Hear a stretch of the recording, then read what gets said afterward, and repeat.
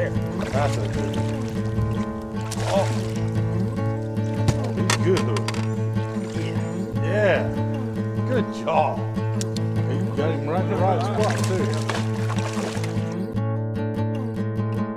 Hey everybody, we're here on Kentucky Lake. It's the end of April. It's about April 23rd, 24th, somewhere along there. I lose track of my days. And with me today, we have Ben. And Ben, first off, you have a guide service. Tell us a little bit about it, how long you've been guiding and all that, okay? Well, you can check out the website at parkersoutfitting.com. And we do a lot of things. We guide all over West Tennessee, duck hunting, bass fishing, and also do another thing where I teach people how to use their electronics, more specifically with the Humminbird side scans, and that's gone over very well. I tell you what, that's got to keep you fairly busy through the year. I mean, because I know myself as a fisherman, I want a side scan, but I don't know how to use it, and I don't have a whole lot of time to spend inside somebody's workplace talking over it. Mm-hmm. But you offer that as a service that mm-hmm. people can purchase for the day or half day or whatever, mm-hmm. so that you can teach them more about it, right? Absolutely. What it'll do is actually put you a couple years ahead from just getting a new unit. You know, the electronics are a lot like getting a new computer, and some people, you know, it can be a bit overwhelming. So, you know, either putting people on the right track or explaining what crappie mats and brush piles and fish look like on a side scan or any kind of side imaging unit is what I really enjoy doing it. It's just like a guide trip. Well, I tell you what, we did not have the side imagery today, but Ben, we had a good time out here. The lake is alive, and I don't cull anything. It's like the 23rd, 24th of April. Fish have been spawning now for about how long? I've noticed that some fish on beds for the last 3 weeks, and I think that'll continue another month at least, you know, different waves coming in and out. The thing that made it very different today is that we're almost at the end of April, but the water's not yet at summer pool or high at, you know, a little over summer pool. And at that time, people still like to be flipping bushes, you know, especially when the water's up. But when the water's down, doesn't mean those fish aren't spawning.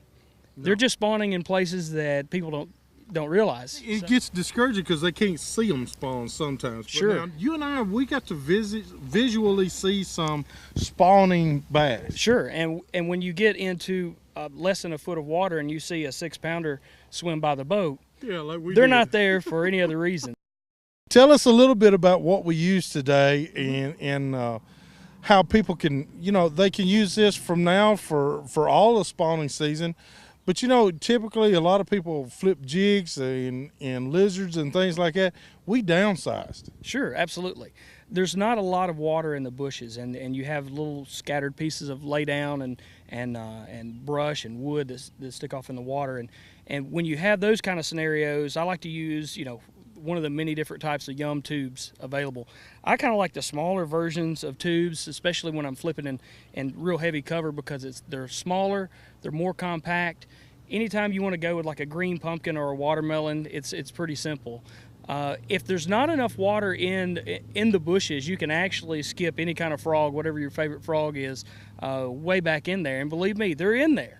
I'm going to tell you something. There was one little creek we went into. Mm-hmm. You made 6 or 7 casts. You caught a fish every single cast. Yeah, and sometimes the fish in there, you know, you might go into a little defined ditch, and it might be all little buck bass, you know, 12 inches long, and not all of those can get a frog down in the throat. But over the past week especially, I've gone into some areas, and you throw back there and you catch a little one, and you throw back there and catch a 6-pounder. Unfortunately, we didn't catch one of those 7 or 8s today. We didn't. But hey, we had a great time. We caught a lot of fish. We caught a lot of fish. I guess we caught 25, 30 fish, but I had a blast today.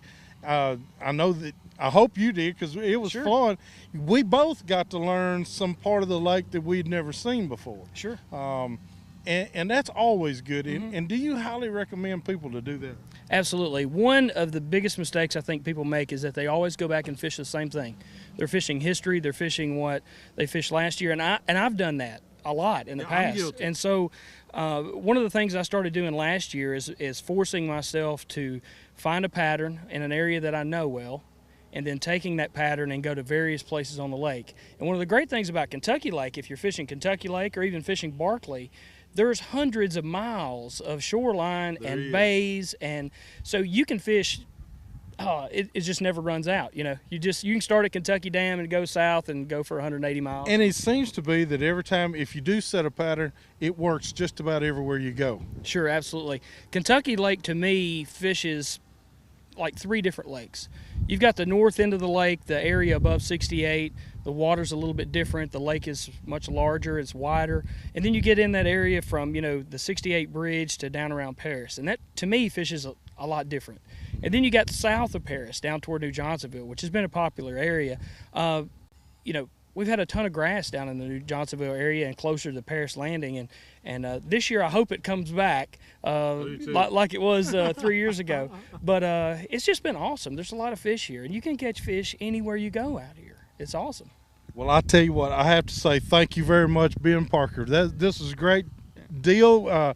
We had a good time. Joy and I both enjoyed your company, and you really are an excellent fisherman. Oh, thank you. And Billy Stanton is who put us together, and thank you very much, Billy. We appreciate that. But Ben, again, how can people get a hold of you? Because I know there's people out there that want to have just as good a time as we did. How do they get a hold of you? Sure. They can go to parkersoutfitting.com. I have a website. We duck hunt on Reelfoot Lake, duck hunt in Canada. We're going. And we bass fish all over the country. So, and even on some of these lessons, I've actually gone to different lakes, whatever you prefer. Say you've got your favorite fishing hole and you really don't know what's down there, you know, if it's relatively close, I might be able to work something out where I can actually go to you, and we can sit around and scout out some areas, and I can help you interpret what's down under the water. Well, now that's an awesome service right there, and we might just have to have you over at Old Hickory Lake. I've been there before. All right. Well, I tell you what, Ben, thank you so much. We had a great time. We're going to take it back to the studio now.